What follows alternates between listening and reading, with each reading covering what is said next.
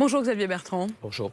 Merci d'être avec nous. Vous êtes le président de la région Hauts-de-France. On va évidemment évoquer ce que vous attendez d'Emmanuel Macron, ce que les Français peuvent attendre d'Emmanuel Macron ce soir. Mais d'abord, bien sûr, cette colère, double colère. On a vu depuis 10 jours maintenant monter une colère du côté des manifestants, colère contre les violences policières, contre le racisme, y compris un racisme d'État évoqué par certains. Et puis la colère des policiers eux-mêmes. Grand malaise, ils se sentent incompris, ils se sentent délaissés. Cette nuit, des policiers ont manifesté spontanément au pied de l'Arc de Triomphe. Est-ce que vous comprenez ce malaise exprimé cette nuit? Évidemment, évidemment. C'est une semaine quand même inimaginable qu'on a connue. Inimaginable. Il y a ce drame d'une atrocité sans pareil aux États-Unis. Et à partir de là, certains par manipulation essayent de montrer que les États-Unis, c'est la France, et que la police française, c'est la police américaine. C'est vraiment pas la même chose. Je ne sais pas si on aura le temps de développer, mais cela n'a rien à voir. Rien à voir, il n'y a absolument aucun parallèle possible pour vous? Non, non, il n'y a pas de parallèle possible entre de multiples polices aux États-Unis qui sont sous la responsabilité de gouverneurs ou de maires, ce sont d'ailleurs des shérifs, et nous, on a une police nationale, on a une police républicaine. Et ce ne sont pas des mots qui ne veulent rien dire. Oui. Et clairement, quand je dis police, je pense à toutes nos forces de sécurité intérieure. La police comme la gendarmerie. J'ai eu l'occasion cette semaine de rencontrer beaucoup de policiers et de gendarmes, et notamment les représentants syndicaux. C'est la semaine où ils ont été lâchés par l'État. C'est la semaine où ils ont été jetés en pâture. Où on a laissé penser que pour eux, il pouvait y avoir une présomption de culpabilité. Et vous savez, les policiers et les gendarmes, ce sont des hommes et des femmes, mais c'est plus que ça. C'est une institution. C'est une institution qui nous garantit l'État de droit. Ils ont été lâchés par qui? Par le ministre de l'Intérieur. Et j'attends ce soir que le président de la République dise clairement comment on va rétablir l'État de droit dans notre pays. Comment on va rétablir l'ordre dans notre pays. Il y a une inversion des valeurs qui sont aujourd'hui mais inimaginables. Xavier Bertrand. On est un pays qui était sur le fil du rasoir depuis bien longtemps, et pas seulement depuis 3 ans. Mais là, cette semaine, il y a une inversion des valeurs comme on l'a rarement vu. C'est le ministre de l'Intérieur, juste vous me posiez la question, qui imagine cette idée de présomption de culpabilité, de soupçon avéré. C'est ce qu'ils appelaient le soupçon avéré. Il est revenu dessus au bout de 2 jours. Il l'a corrigé ensuite dans un communiqué publié hier soir. Le mal est fait. Le mal est fait, parce qu'il faut voir aussi aujourd'hui ce que vous disent les policiers et les gendarmes. Ils vous disent que leurs conditions de travail n'ont plus rien à voir avec celles qu'on connaissait voilà quelques années. Dans certains quartiers, ce sont des cibles. Quand ils partent de chez eux parce qu'ils portent un uniforme, c'est comme s'il y avait une cible sur leur uniforme. Xavier Bertrand. Et tous les métiers ne sont pas logés à la même enseigne. Et ils vous disent également que s'il y a des dérives et des dérapages, ils veulent que ces dérives et ces dérapages soient sanctionnés. Alors justement, et que c'est le cas aujourd'hui, mais peut-être que cela ne se sait pas assez. Justement, Xavier Bertrand, bonjour. Je vous ai bien écouté. Vous refusez tout parallèle entre la police américaine et la police française. Est-ce qu'il faut en déduire que, comme Christian Jacob, le patron des Républicains, vous considérez, et je cite Christian Jacob, que des violences policières en France, là, n'existent pas, c'est un mensonge? Quand il y en a, elles sont sanctionnées dans notre pays, elles doivent l'être.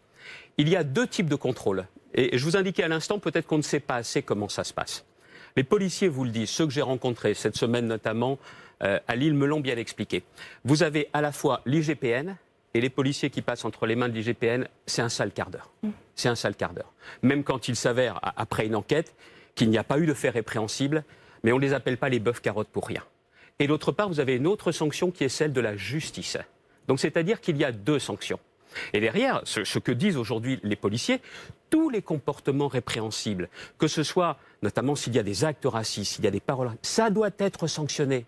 Ils ne veulent pas qu'il y en ait quelques-uns qui justement ne donnent pas la juste image ou la véritable image de ce qu'est la police. On ne fait pas ce métier par hasard, on le fait par vocation. Et ceux qui me disent, ça fait 25 ans que je fais le métier, ils me disaient ça jeudi. Et aujourd'hui, j'aurais encore être fier de mon métier. Mais aujourd'hui, j'ai le sentiment que parce que je suis policier, je ne mérite pas qu'on me fasse confiance. C'est pas possible. C'est pas possible. Mais attention, il n'y a plus de police, il n'y a plus de gendarmes, il n'y a plus de force, il n'y a plus de République. Il n'y a plus d'état de droit. C'est ça qu'il faut bien. Il n'y a plus dire quoi d'état de droit. Non, s'il n'y en a plus. Ouais. Non, mais vous avez quand même dit, vous avez utilisé ce mot, vous avez dit, j'attends du président ce soir qu'il rétablisse l'état de droit. Ce qui sous-entend, qu'il n'y a plus aujourd'hui. Écoutez, quand on voit aujourd'hui ce qui se passe, une manifestation est interdite, elle a lieu. Elle a lieu. Il y a une manifestation qui est antiraciste et ça devient une forme de haine anti-flic. Et pardonnez-moi, une haine antisémite également. Il faut qu'il y ait absolument des sanctions derrière. Vous considérez qu'il y a eu antisémitisme dans la manifestation Quand vous entendez effectivement les injures, les insultes qu'il y a eu hier, oui, écoutez, j'écoute BFM également, je pense que c'était assez clair. Comprenez bien aussi, quand je parle d'état de droit, aujourd'hui, l'autorité de l'État, l'état de droit, ce n'est pas une option. Il n'y a plus rien qui tient autrement. Il n'y a plus rien qui tient autrement. Et d'autre part, ça ferait bien plaisir à certains qu'il n'y ait plus rien qui tienne aujourd'hui. Il y a des gens qui veulent casser notre système. Il y a des gens qui préfèrent le communautarisme à la République, à l'universalisme de la République. Et puis il y a des faibles qui vont avec l'air du temps.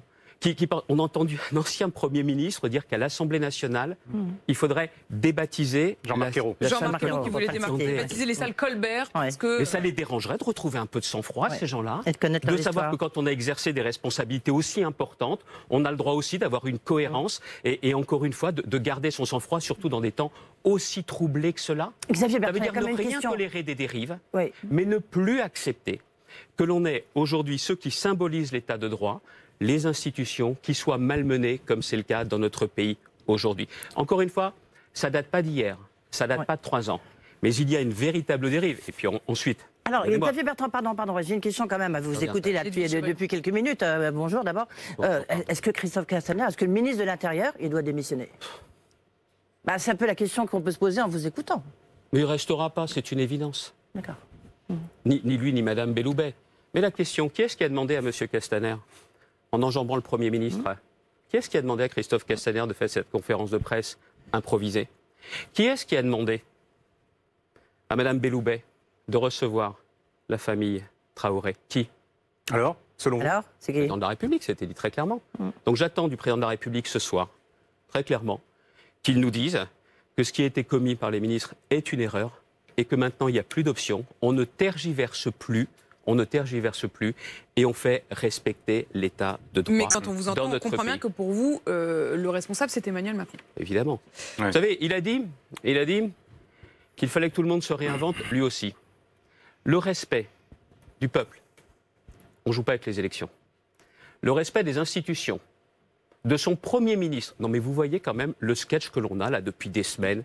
Va le garder, va pas le garder. Alors ça pourrait être des rumeurs. Non, on le voit dans les articles. Ce sont des conseillers du président qui s'amusent à cela. Le président de la République, ça a été dit aussi sur BFM, qui dit à Philippe de Villiers, en parlant de son Premier ministre, qu'il gérerait son risque pénal.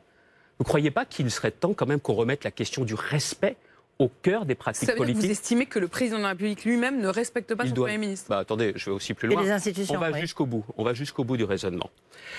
Sur la question des policiers, vous vous souvenez d'Angoulême, où le président de la République avait montré lui-même un t-shirt qui faisait état de la bande dessinée. Je pense qu'on est dans des moments difficiles. On a connu des moments très difficiles, tragiques pour notre pays. Mais là, il faut que tout le monde se ressaisisse. Et le président de la République en premier. Je vous ramène... Et qu'ils comprennent bien que tout ce qui est régalien, c'est tout ce qui tient le pays, c'est tout ce qui tient les Français ensemble, et c'est tout ce qui garantit la République. L'universalisme de la République. Et justement, sur ce sujet d'universalité de la République, d'universalisme de notre République, il y a une question de fond que j'aimerais vous poser. Vous avez entendu parler de ce concept américain qui lui aussi semble s'importer en France, le white privilege, le privilège d'être blanc, un concept sociologique. Est-ce qu'à vos yeux, Xavier Bertrand, ça existe? Est-ce qu'il y a un privilège d'être blanc? Quand vous prenez l'histoire américaine, quand vous prenez l'histoire des ségrégations, vous n'allez pas remplacer une ségrégation par une autre.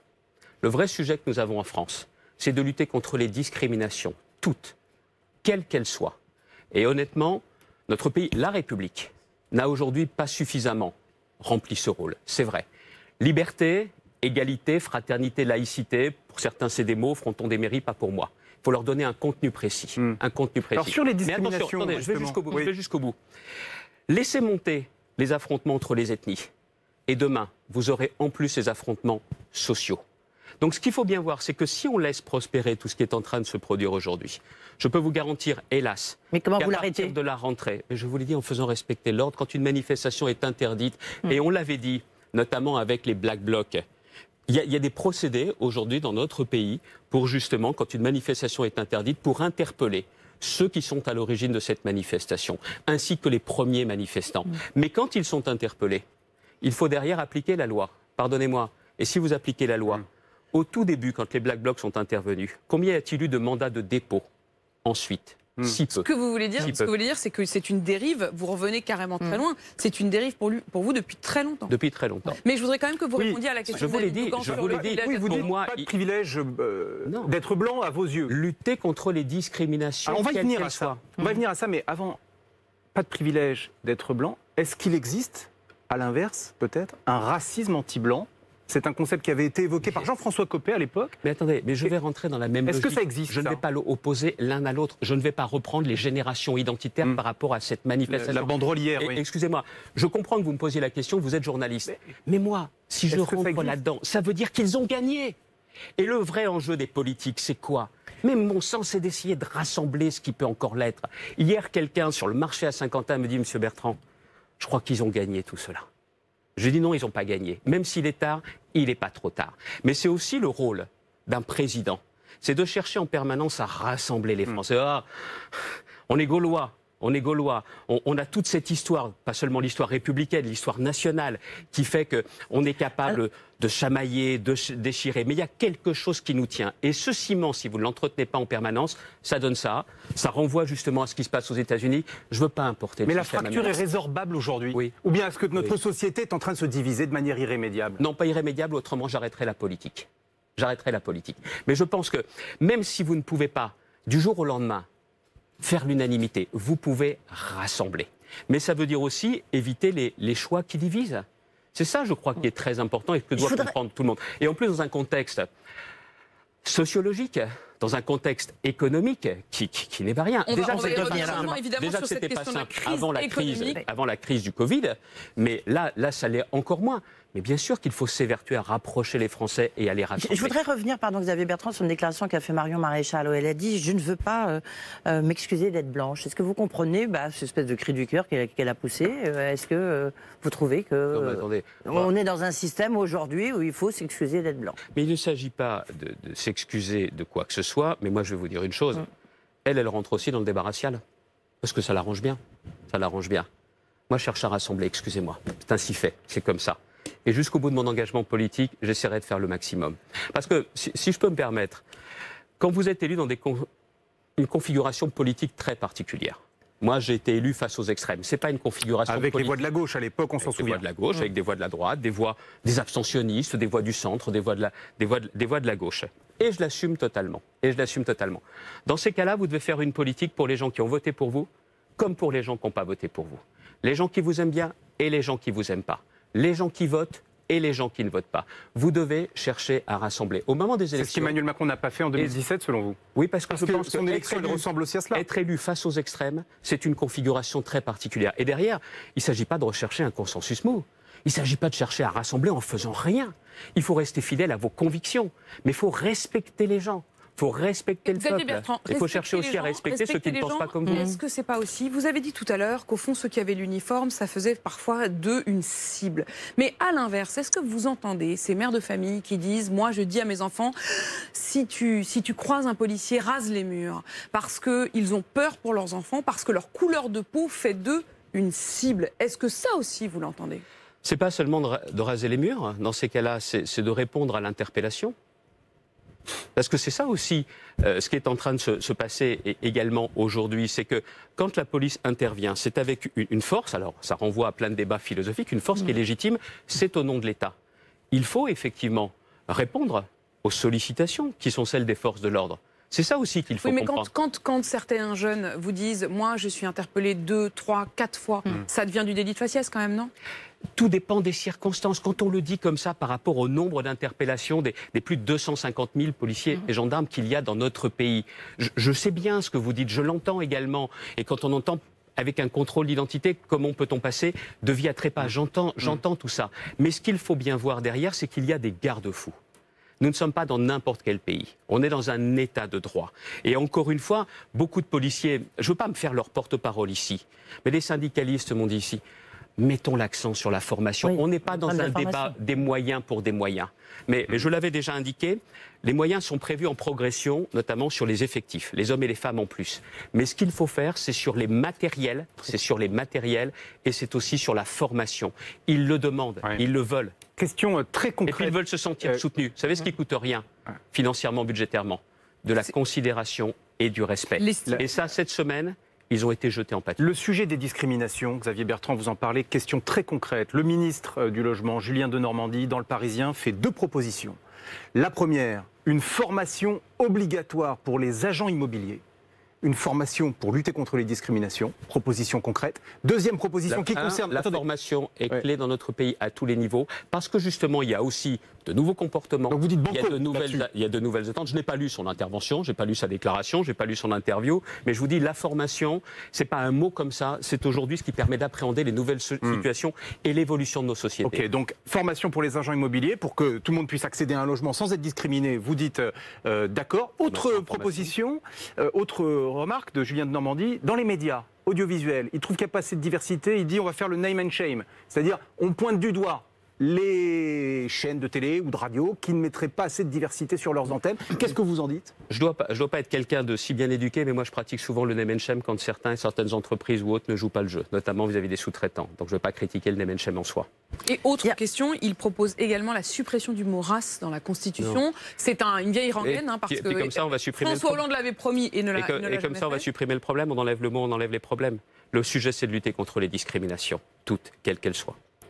Il y a une question aussi qui revient depuis très longtemps, et en France c'est une sorte de tabou, c'est la question des statistiques ethniques. Sibeth Ndiaye, la porte-parole du gouvernement, a dit qu'il fallait reposer cette question-là parce que ça permettait justement de lutter contre une forme de discrimination économique, culturelle et politique. Est-ce que vous trouvez que c'est un sujet qu'il faut remettre sur la table ?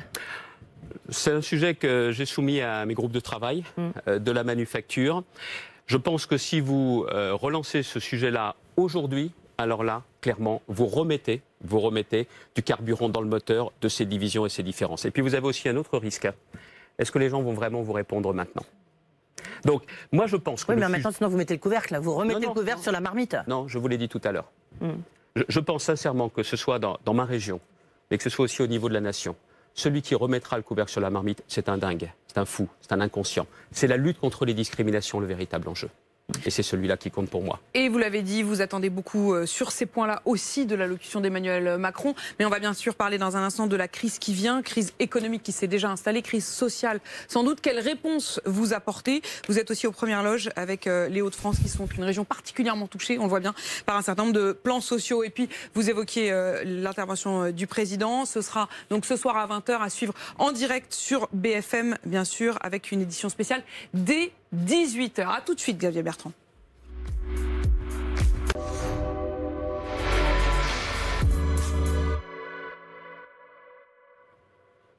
Et on poursuit tout de suite ce BFM Politique avec vous, Xavier Bertrand, président de la région Hauts-de-France. David Doucan a une question. Alors ce soir, 20h, le président de la République s'adressera aux Français. C'est la 4e fois de manière solennelle depuis le début de la crise sanitaire. Qu'attendez-vous, Xavier Bertrand, de cette intervention? Des mots forts, justes, sur ceux qui sont partis. Sur ceux qui ont été fatigués, usés pendant cette crise. Je trouve qu'on est déjà dans l'après, mais la France d'après, elle a commencé le 17 mars. Et elle a commencé avant, justement, pour les victimes du Covid. Je pense qu'il faut bien penser à ceux qui ont eu autour d'eux des disparitions, des décès. D'autre part, clairement, que l'on garde une très grande vigilance et que le président de la République nous dise comment on est en train de se préparer s'il y avait une nouvelle vague ou une nouvelle épidémie.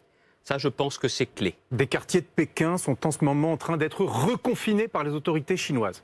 Et donc, très clairement, comment on se prépare? C'est bien évidemment la question des masques, c'est la question des tests, c'est la question des médicaments. Des médicaments. Le curare, un certain nombre de produits dont on avait besoin dans les urgences, on a été parfois limite, parfois il n'y en a pas eu suffisamment en certains endroits, il y a eu des vraies craintes de la part des soignants. Comment on fait pour se mettre là enfin au niveau? Dans la région des Hauts-de-France, j'ai d'ores et déjà reconstitué un nouveau stock de près de 15 millions de masques chirurgicaux et nous allons reconstituer un nouveau stock de 5 millions de masques en tissu pour une nouvelle vague ou alors, très clairement, pour une nouvelle épidémie qu'on pourrait connaître dans les années qui viennent, de façon à ce que l'on puisse clairement intervenir. Et d'autre part, il faut l'accélérer, le déconfinement.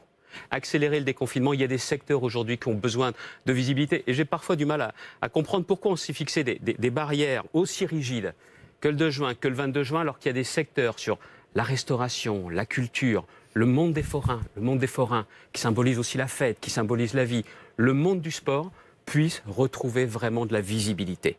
Ça, c'est quelque chose d'important. Donc, vigilance, mais aussi une très grande visibilité pour que l'activité économique reprenne. Et puis surtout, est-ce qu'on a trop confiné? Est-ce qu'on a confiné trop fort? Mais pourquoi on a confiné très fort et trop fort? La question qui se pose, mais ça, je pense que la commission d'enquête, les commissions d'enquête auront toute légitimité pour dire, il faut aussi bien reconnaître qu'on a confiné parce qu'il n'y avait pas les masques et qu'il n'y avait pas justement les tests. Mais tout ça, ça sera un autre enjeu, un autre débat. Vous serez d'ailleurs auditionné vous-même. Je l'avais dit moi-même très tôt, il était normal qu'en tant qu'ancien ministre, je réponde de ce que j'avais fait à l'époque, d'expliquer, et surtout que l'on puisse savoir comment on se prépare cette fois-ci pour une autre crise.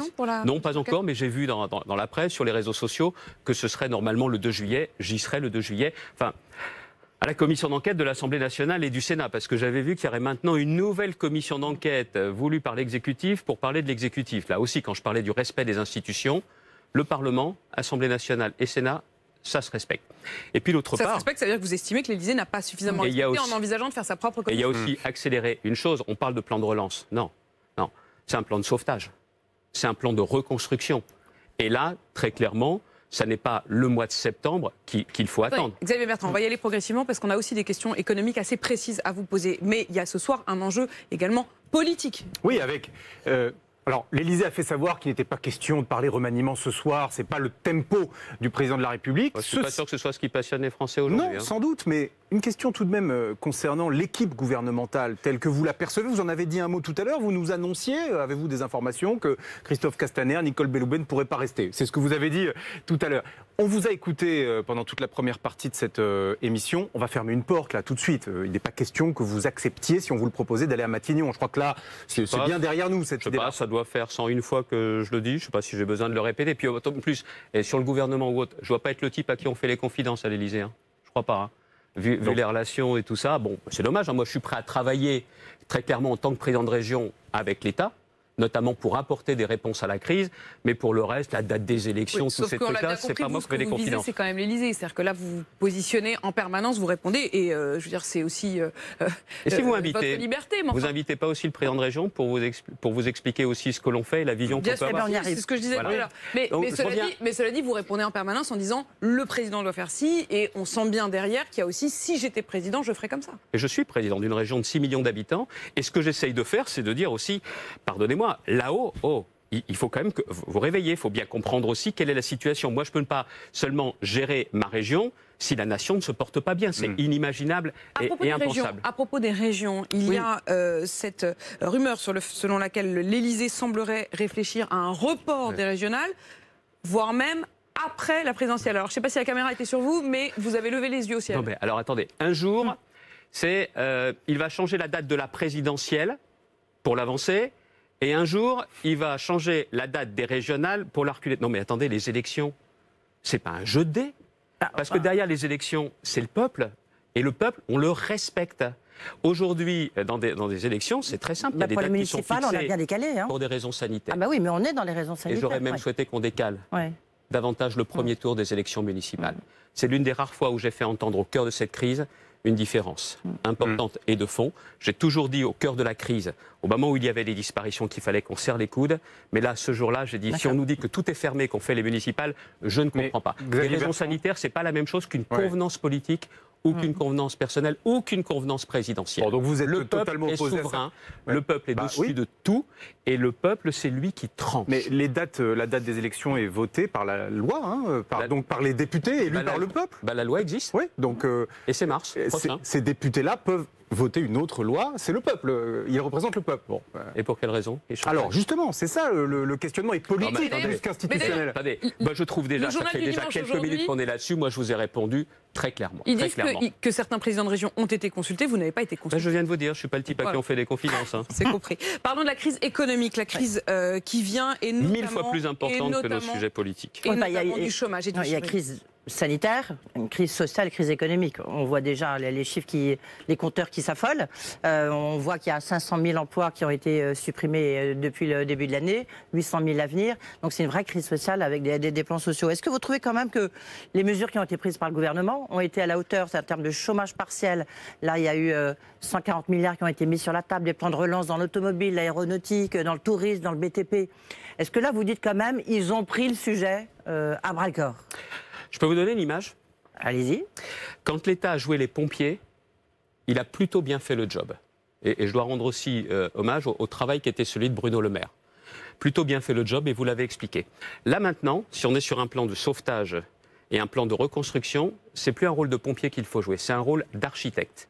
Or, un bon architecte, c'est celui qui fait travailler tous les corps de métier ensemble. Et pour sauver notre économie, et pour la relancer, la reconstruire, il faut faire bosser ensemble les très grandes entreprises et les plus petites. Aujourd'hui, on a des plans dans certains secteurs qui sont plutôt... C'est ce qui se passe dans l'automobile et l'aéronautique, avec les sous-traitants qui travaillent avec les grands faiseurs d'ordre. J'étais à Méholt cette semaine. C'est le berceau de l'aéronautique dans la région des Hauts-de-France, avec Stéphane Demilly, le député. Qu'est-ce qu'ils m'ont dit, les gars? Ils m'ont dit, c'est pas un plan pour l'école bleue. C'est un plan pour les très grands groupes. Vous ne pouvez pas laisser disparaître Airbus. Mais derrière ce plan, pardonnez-moi, il ne ruisselle pas. Il ne ruisselle pas assez. Il nous faut des plans pour les cols bleus aussi. Donc très clairement, il faut faire bosser ensemble les très grands groupes et les sous-traitants. Et il faut faire bosser ensemble l'État avec les régions, les départements et les communes. Mais bosser vraiment. Et pour ça, vous me le disiez, je suis disponible, mais à 2000%, parce qu'on peut sauver les emplois et sauver les communes. Bosser ensemble concrètement. Parce qu'en plus, c'est déjà le cas. Vous travaillez beaucoup, non, avec Bercy sur, je ne sais pas, Camailleux, j'imagine que vous travaillez avec eux sur PSA. Mais il y a plus qui s'est passé à Ourdin aussi. Il y a des contacts quand même. Je vous donne un exemple. Les entreprises, notamment, qui ont obtenu du PGE, du prêt garanti par l'État. Ne nous racontons pas d'histoire. Il y a beaucoup d'entreprises qui, même dans 6 mois ou dans un an, ne réussiront pas à le rembourser. Il va falloir transformer ce prêt garanti par l'État en fonds propres, en quasi-fonds propres. Qui est-ce qui va le faire? Le ministère, depuis Bercy? Non, c'est dans les régions qu'on peut le faire. Et avec quel enjeu à la clé? Du boulot, sauver de l'activité, sauver justement des emplois. Donc c'est ça tout l'enjeu qu'il y a. Et il faut bien voir que c'est au niveau du terrain que vous pouvez réussir. Pour sauver l'emploi, il y a aussi cette question d'une forme de chantage à la baisse de salaire. Que font certaines entreprises, en l'occurrence en disant, voilà, nous on a une situation très difficile, il faut accepter de perdre certains avantages acquis, et puis des baisses de salaire, et puis à ce moment-là, l'emploi peut survivre. Est-ce que c'est un chantage ou est-ce que c'est une nécessité? C'est un chantage. C'est un chantage. Et ceux qui proposent ça sont des inconscients. Les responsables publics, les responsables politiques qui ont ça en tête sont des inconscients. Il y a un choix macroéconomique qui a été fait. Pardonnez-moi de le dire comme ça, je ne suis pas chef économiste, mais c'est que la baisse du PIB, on a décidé qu'elle serait garantie par l'État parce que l'État était garanti par la Banque Centrale Européenne. Je ne dis pas de bêtises, c'est bien le choix qui a été fait. Ça dépend de la garantie. Enfin, bon, on ne va pas rentrer trop dans le détail, c'est assez technique. Mais... D'accord, mais c'est ça. Demain, si on dit que ce sont les salariés qui doivent justement compenser cela, on n'aura rien compris.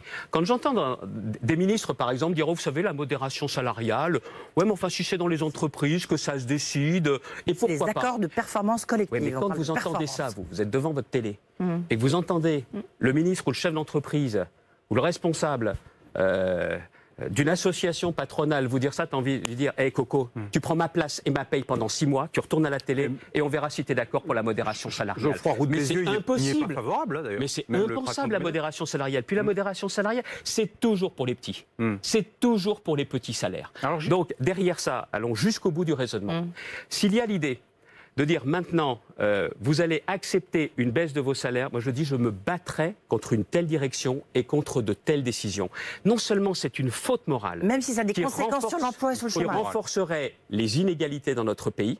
Je vous parlais tout à l'heure d'affrontements sociaux, mais en plus c'est une erreur économique. C'est une erreur économique. Je n'ai pas fait des grandes écoles économiques, mais il suffit de savoir compter. Si les gens ont moins, mais ils ne vont pas pouvoir dépenser, consommer. Vous n'allez pas relancer l'activité économique. On dit que certains Français, pas tous, ont pu surépargner Mais ils vont la garder, leur épargne. Ils ne vont pas dépenser, ils ne vont pas consommer. Si quelqu'un doit compenser la différence, alors dans ces cas-là, c'est l'État, parce qu'il y a derrière la garantie de la Banque centrale européenne. La question qui se pose dans les jours qui viennent et pas dans les mois qui viennent, il y a 2 garanties à apporter. Le pouvoir d'achat et l'emploi. Et l'emploi avec une priorité sur les jeunes. Sur nos jeunes. Des premières mesures ont été prises sur l'apprentissage. Il faut le faire beaucoup plus massivement sur l'ensemble des jeunes qui vont se retrouver en sortie de formation. Qu'est-ce que vous proposez ? Qu'est-ce que vous proposez concrètement pour notamment les 700 000 jeunes qui arrivent sur le marché de l'emploi en septembre et qui vont arriver sur un marché de l'emploi qui est bouché ? C'est le sens des propositions demain que Renaud Muselier va faire au président de la République au nom de l'Association des régions de France. Ce que l'on veut, c'est leur permettre non seulement d'avoir un véritable débouché, mais aussi un revenu pour ces jeunes. Et là, il faudrait aussi qu'on se donne la main tous ensemble. Je disais que l'État bosse avec les entreprises et avec les collectivités locales. Moi, je suis notamment que pendant un certain nombre de mois, l'État prenne en charge notamment les charges et qu'on puisse avoir 0 charge pour un jeune qui serait recruté en CDI, le premier CDI. Le premier CDI, c'est-à-dire de laisser de côté la précarité. Et donc de dire, voilà, une entreprise, vous le prenez en CDI, son premier CDI, dans ces cas-là, il n'y a pas de charge à payer. C'est quasiment le cas. Non, c'est pas quasiment le cas aujourd'hui. Excusez-moi, ça n'existe pas. Au SMIC. Ça n'existe pas. Si les charges sont extrêmement basses sur les bas salaires. D'accord, mais l'ensemble des charges sur, pas seulement les salariales, les patronales, c'est l'ensemble de ces charges. Bien évidemment qu'il y a un niveau de charge qui est faible. 0 charge pour le premier CDI. Le premier CDI. Et là, vous leur mettez le pied à l'étrier. Et puis après, vous avez aussi d'autres précaires. Vous avez tous les indépendants, artisans, commerçants, professions libérales, les micro-entrepreneurs. Regardez tous ceux qui faisaient des extras, qui se retrouvent depuis maintenant plusieurs mois sans rien en plus. Ceux-là sont fragilisés et il y a une réforme qui ne doit pas voir le jour. Alors attendez justement Xavier Bertrand, qu'on parle des réformes. Dans le contexte économique que nous venons ensemble d'évoquer, est-ce qu'on peut mettre en place la 2e phase de la réforme de l'assurance chômage qui avait été interrompue là en avril ? Ça vous semble judicieux de continuer sur cette voie-là ou pas ? Ça serait une erreur sans nom. Ça serait une erreur sans nom. Parce que c'est une réforme qui avait été conçue pour faire des économies, mais c'est une réforme qui avait été conçue à un moment où, paraît-il, l'horizon devenait tout bleu, tout s'éclaircissait, il y avait une croissance économique et moins de chômage. Il y avait de meilleurs chiffres à l'époque. Mais là, c'est tout le contraire qui se produit. Et déjà, par temps calme, avec des jours heureux, il y avait 800 000 personnes qui allaient perdre quasiment, ils allaient passer de 900 € à 700 € par mois. 800 000. Mais donc ça veut dire que tous ceux qui vont perdre leur emploi dans les mois qui viennent, et il y en aura forcément, ceux-là aussi, non seulement seraient au chômage, mais auraient moins qu'aujourd'hui. C'est une précarisation à grande échelle. Donc vous dites à Emmanuel Macron, mais évidemment, stop là-dessus. Évidemment, cette réforme-là ne peut pas voir le jour. Il n'est pas pensable qu'elle soit appliquée en septembre. Vous allez précariser les Français. C'est ça l'enjeu. Ensuite, que nous ayons besoin d'avoir une nouvelle réforme de l'assurance chômage qui encourage le retour vers l'activité, mais c'est une évidence. C'est une évidence. Mais une chose est certaine, c'est que là, vous êtes à un moment donné où il faut sauver l'économie et protéger les gens. Voilà pour l'assurance chômage, mais il y a une autre réforme qui, au début de cette crise sanitaire, a semblé être abandonnée, mais qui revient sur la table, c'est la réforme des retraites. Est-ce qu'il faut qu'Emmanuel Macron remette la réforme des retraites sur la table ? Sa réforme à lui, là, qui règle rien du tout ? Certainement pas. Pas de courage dans cette réforme. Aucun courage, aucune justice. Oui, mais le seul sujet... il faut bien une réforme des retraites. Lorsque vous voyez les dernières prévisions du Conseil d'orientation des retraites, 30 milliards de déficit. Je pense même que c'est sur votre plateau que j'avais eu l'occasion de parler, pour moi, de ce qu'était une réforme juste. Mais celle-là, excusez-moi, clairement, elle ne répond pas aux enjeux d'aujourd'hui. Les enjeux d'aujourd'hui, je vous dis, c'est sauver l'économie et protéger les gens. Et c'est notamment relancer l'emploi. L'enjeu que nous avons devant nous, c'est la réindustrialisation du pays. Mais pas avec des mots, il ne s'agit pas de sauter sur son tabouret en criant industrialisation, industrialisation. C'est concrètement qu'est-ce qu'on fait pour l'innovation. Qu'est-ce qu'on fait pour baisser les impôts de production. Qu'est-ce que l'on fait aussi pour la commande publique. Qu'on arrête de dire aux collectivités locales, parce que c'est 10 centimes moins cher, vous devez acheter des masques en Asie, là. On arrête avec ces conneries-là. Qu'on nous laisse justement faire le choix de l'emploi. Pardon ? Vous les avez achetés où, vous ? Les masques en tissu dans la région. C'est Made in France, Made in Haute-France. Non mais attendez, Xavier, et on est en train... jetable que vous ayez acheté les masques jetables. Alors j'aurais bien voulu, j'ai une usine qui avait été lancée en 2006, je connais bien le ministre de la Santé à l'époque qui avait fait les commandes pour Jacques Chirac, mais sauf que ces masques jetables ont été réquisitionnés par l'État et ils ont bien fait. Tous les masques en tissu que nous avons eus ont été des masques fabriqués en France et dans les Hauts-de-France et nous sommes en train d'essayer de constituer plusieurs unités de production, notamment avec de l'insertion, pour qu'on continue à en vendre. Moi je pense que le masque va devenir un incontournable.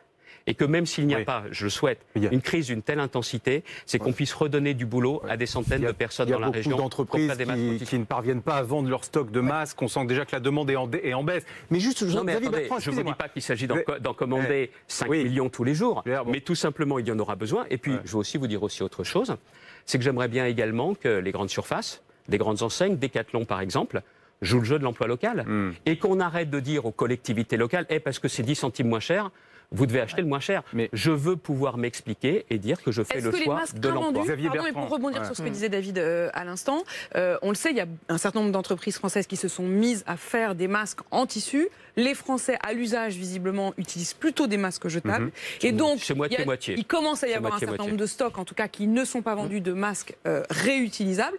Est-ce que vous dites, comme certains, qu'il faut que ces masques-là soient rachetés par l'État pour constituer un stock? C'est-à-dire les masques en tissu, les masques non jetables. Je ne vous dis pas, je le fais.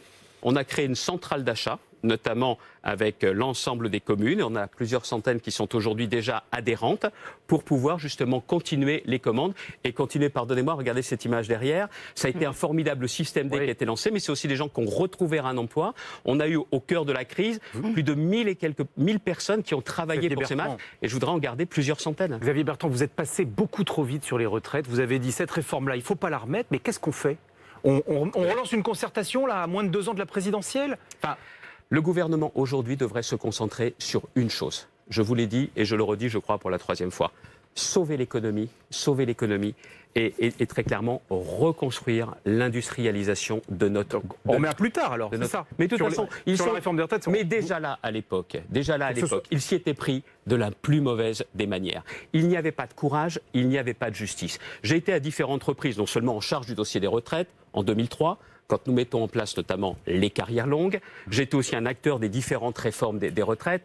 Donc moi, je n'ai pas de problème pour savoir et pour vous dire très clairement que si nous vivons plus longtemps, il faudra accepter de travailler plus longtemps, ce que le gouvernement avait refusé. Alors ce sera un sujet pour la présidentielle 2022. De toute façon, je pense sincèrement que le gouvernement devrait déjà se concentrer sur ce que nous avons à faire aujourd'hui pour la reconstruction du pays et arrêter clairement de diviser les Français. J'entends souvent dire qu'ils n'ont pas de chance parce qu'ils ont connu 3 crises. Depuis le début des quinquennats, il y a 2 crises dont ils sont directement responsables. Lesquelles ? Les Gilets jaunes et la réforme des retraites. Parce qu'ils n'ont pas vu et ils n'ont pas senti que ce pays était aujourd'hui avec des fractures terribles, qui ne datent pas de l'élection présidentielle de 2017. Vous estimez que la crise des Gilets jaunes, Emmanuel Macron en est responsable ? Mais évidemment. Et ne pas voir que l'augmentation du carburant pour des millions de Français, ça va leur grever, ça va leur pénaliser le pouvoir d'achat. Non mais attendez, et c'est de penser... Est-ce qu'il n'y a pas une responsabilité partagée aussi? On a eu l'occasion de lui dire. Vous autres qui l'avez précédé. On lui a dit, quand il est venu notamment, vous vous souvenez peut-être faire son itinérance mémorielle dans les Hauts-de-France. Avec les élus, il y avait une rencontre. On lui a dit, Monsieur le Président, vous parlez des transports en commun. Le métro, chez nous, dans l'Avesnois, près de Maubeuge, le métro, c'est la voiture individuelle.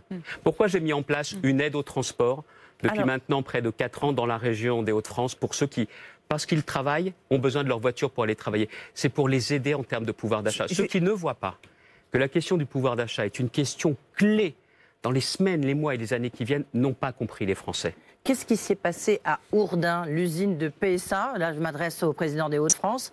En l'occurrence, au PSA qui voulait faire venir, le constructeur automobile, des travailleurs polonais. Vous me direz, ils font partie de l'Europe. Donc, il y a eu un branle-bas combat général. Est-ce que vous pouvez dire qu'aujourd'hui, ça y est, le dossier, il est clos? Il n'y aura pas de travailleurs polonais dans l'usine de Ourdin? Ça a déjà été le cas, voilà 2 ans. Personne n'en a parlé. Pourquoi?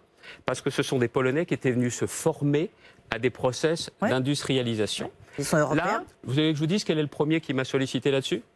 Fabien Roussel, député communiste du Nord, qui m'a dit, est-ce que tu es au courant? Parce qu'il paraît qu'en plus, fake news, c'est la région qui va payer l'hébergement. La région qui paye l'hébergement, puis c'est peut-être moi qui allais leur servir le petit déjeuner aussi pendant qu'on y est. Donc je voyais bien l'exploitation politique que certains voulaient en faire, mais lui était très sincère, il me dit ça. On a pris contact avec l'entreprise, on a pris contact également avec le ministère, et ce qui est dit clairement aujourd'hui, c'est que ce sont bien des intérimaires de chez nous qui vont travailler et qui vont être recrutés et qui vont être plus nombreux qu'au départ. Je vois bien pourquoi PSA avait fait ça, parce qu'il n'y a pas de boulot en Pologne et ils voulaient justement que leurs salariés travaillent. Mais on est aussi à un moment, quelles que soient les règles de transférabilité des contrats, moi j'ai besoin de donner du boulot aux gens de la région. C'est ça aujourd'hui ma priorité. Et comme on sait que la vague du chômage sera très forte, on doit tout faire pour qu'il y ait le moins possible de gens qui soient sur le terrain. Est-ce que vous allez tout faire pour sauver Camaïeu, une marque que connaissent bien les Français et les Françaises? Aujourd'hui, ce dossier Camaïeu, on y est depuis bien longtemps. Ouais. Depuis bien longtemps, très impliqué avec les repreneurs. On a à un moment donné été sollicité. Est-ce que la région, l'État, on devait intervenir? Ils ont préféré déposer le bilan, ça ne veut pas dire la fin. S'il y a un projet de reprise, la région sera prête à accompagner avec l'État. Quand je vous disais tout à l'heure que si on bosse ensemble, ce principe de l'union fait la force, ce n'est pas un adage populaire, c'est un adage de bon sens. Si on bosse bien avec l'État, on pourra, dans cette crise, être plus efficace et protéger les gens. Merci beaucoup Xavier Bertrand, merci David Doucan, merci Edwige Chevrillon. On a compris que vous estimiez que le gouvernement, ils avaient été plutôt bons pompiers, mais qu'ils étaient mauvais architectes. Mais tout peut changer et je le souhaite. Et je le souhaite. Et on verra évidemment, puisque vous écouterez comme nous tous l'intervention d'Emmanuel Macron ce soir. Elle sera diffusée évidemment en direct à 20h sur BFM TV. Dès 18h, je vous retrouve pour une édition spéciale avec nos invités, avec nos éditorialistes et puis une intervention et une édition spéciale qui sera également à suivre jusqu'à minuit et demi ce soir. À tout à l'heure.